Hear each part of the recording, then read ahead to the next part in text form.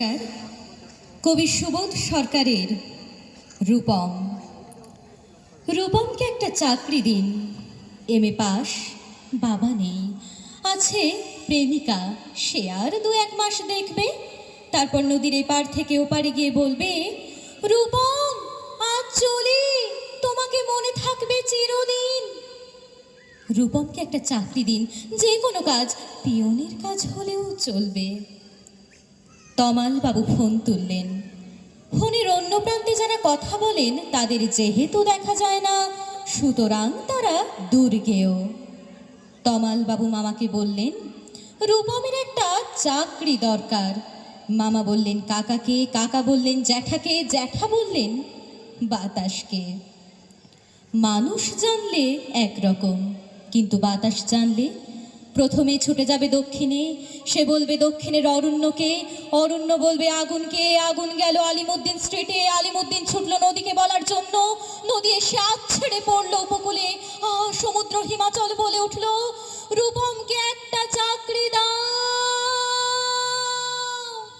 MA পাশ করে বসে আছে ছেলেটা। কয়েক মাস বাদের ঘটনা। আমি বাড়ি ফিরছিলাম সন্ধেবেলায়।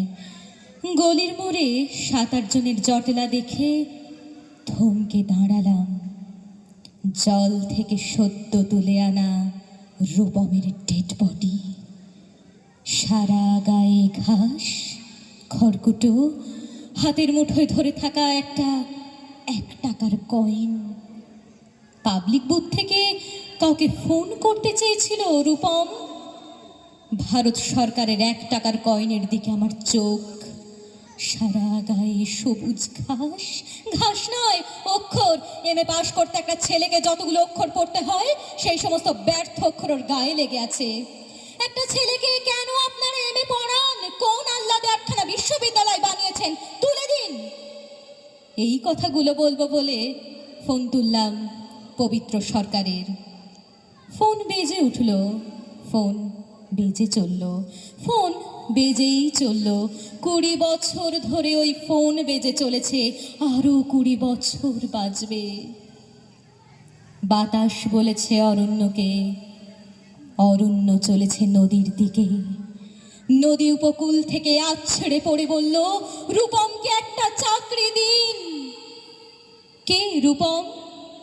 রূপম আচার্য, বয়স 26, এমএ পাস, বাঁ দিকের গালে একটা কাটা দাগ আছে। নমস্কার।